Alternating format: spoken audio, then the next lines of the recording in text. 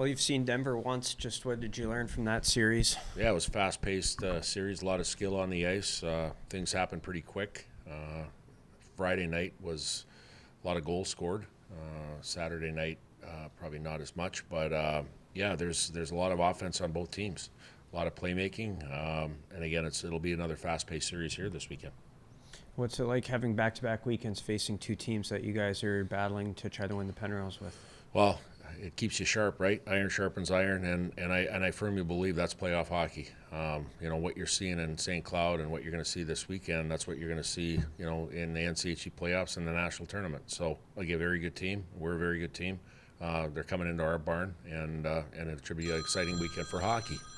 Sorry. Yeah.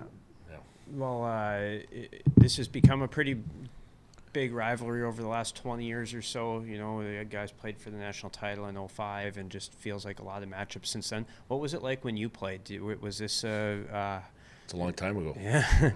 Was it a high-stakes game? Yeah. Do you remember what it was like or anything? Yeah, for sure. Back the old WCHA days, Denver was in there. It was a monumental weekend. Along with the Gophers, along with Wisconsin, a lot of those series, it was like I'm talking about playoff hockey, and you got to be at your sharpest, and there's high compete, and guys look forward to those series. There's our old rivalries, and this is no different. And we want to be playing our best hockey down the stretch here with a consistent brand of hockey that gives us a chance to win. I think the positive part for us is we've been doing that, but at the end of the day, we've been grabbing points in the NCHC each and every weekend. That's a huge deal for us, and making sure that we're in games, and hopefully we want to be leading games. Do you have any update on Johannes' injury? He is unavailable for the weekend. Obviously, everyone needs to step up in his absence, but are there a few guys that you want to see a little bit more from? Yeah, you know what? Like Jackson Kuntz, I think he's come a long way here over the course of the last year. Here he's playing very well for us. He's one guy. I think it's everybody stepping up just a little bit more, right? And Ben Strinden has been doing a great job.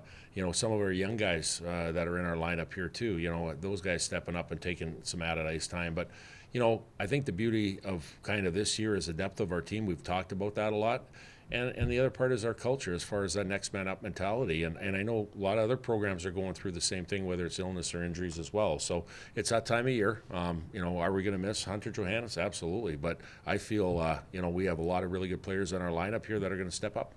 Can you talk about how Owen McLaughlin has maybe found a spark a little bit more offensively since the break? Yeah, I think the energy level, I think adding Dylan James to that line too, a guy that can play with some speed, can get some pucks on forechecks and separate plays, separate the puck from the opposition, and getting pucks to 9 and 22 are a big deal. And but I just see the added strength and energy he has this year versus last year, and that's part of maturity, the physical maturity side of it. No need to talk about how offensively sound Denver is, but a stat that kind of stands out is their 7 shorthanded goals, which means they're confident on the penalty kill. Is that something you guys are kind of factoring in when you're prepping for this team? Yeah, it's a great question. And what we do is, we go off of our body of work on how we have to play, but we do look at analytics a little bit too. And, that's one that jumps off the map about 7 shorthanded goals. We practice our power play each and every week. And one of the things we talk about is whether it's pressure in zone or pressure up ice, our guys have to have that mentality. Our guys have done a good job, and we have to, even though it's 5-on-4, that power play, we have to have 5-on-5 principles of defending, knowing that if the puck turns over and it's going down, there's going to be pressure, and our guys have to play as a 5-man unit to get the puck back. So yeah, we've talked about it a lot, we've worked on it a lot, and it's a situation where you can't let off the gas in any part of the game. When like you said, playing in St. Cloud, playing here this weekend against Denver, you can't lay off the gas. A foot has to be down, and you have to be sharp and focused every shift.